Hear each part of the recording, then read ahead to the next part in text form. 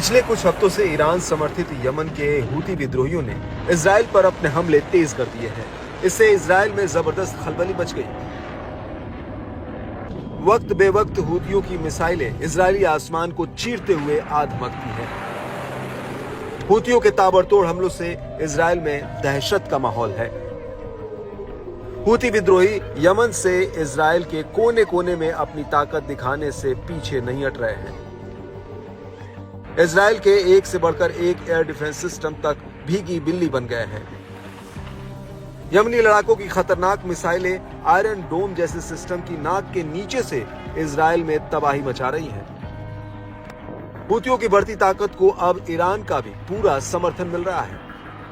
अब ईरान के टॉप अधिकारी तक यमनी लड़ाकों की हौसला अफजाई करते नहीं थक रहे हैं। इस्लामिक रिवॉल्यूशन गार्ड्स कॉर्प्स के चीफ कमांडर ने भी हूतियों के हालिया हमले की जमकर तारीफ की।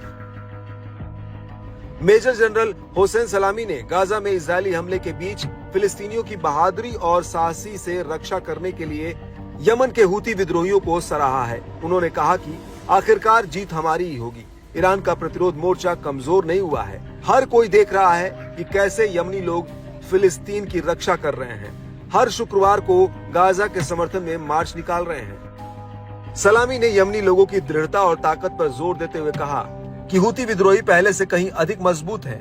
हूतियों ने अब तक शानदार प्रदर्शन किया है। कोई ऐसी घटना नहीं घटी है जो इस हालात को बदल सके। गाजा में इजरायली हमलों के बीच सलामी ने कहा, यमनी अपना प्रतिरोध जारी रखेंगे और जीत हासिल करेंगे। खास बात है कि यमन और इजराइल के बीच की दूरी करीब 2000 किलोमीटर है।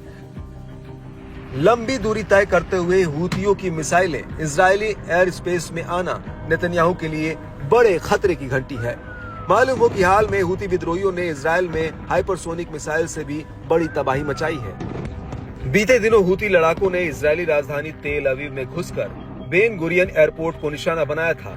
दावा है कि ये अपने टारगेट पर सटीक हमला करने में कामयाब रहा। हूती विद्रोहियों के हमले में बड़ी संख्या में नुकसान हुआ है। साथ ही एयरपोर्ट पर हवाई यातायात भी बाधित हुआ है। हूती विद्रोही इजरायली एयर डिफेंस सिस्टम को गच्चा देने में कामयाब हो रहे हैं। हूतियों की कई नई मिसाइलों ने इजरायली बलों की मुश्किलें कई गुना बढ़ा दी हैं। इस बढ़े हुए तनाव में इजरायल की करीब आधी आबादी जाग कर रात गुजार रही है। इसकी वजह हूती विद्रोहियों के मिसाइल हमले का अलर्ट देने के लिए बजने वाला सायरन है, जिसके बाद लोगों को शेल्टर में जाना होता है। इस बीच इजरायली मीडिया आउटलेट यरूशलेम पोस्ट की माने तो हूतियों के साथ संघर्ष में उलझना इजराइल को मुश्किल में डाल सकता है। इस संघर्ष में इजराइल को कई तरह के नुकसान उठाने पड़ सकते हैं। यमन में इजराइल के हमले तेज करने से हूती भी इजराइल में अहम ठिकानों को निशाना बना सकते हैं। हूतियों के पास मिसाइल और ड्रोन का बड़ा जखीरा है। इसके अलावा यमन से इजराइल पर हमलों में बढ़ोतरी से दोनों देशों के बीच सीधा सैन्य टकराव हो सकता है।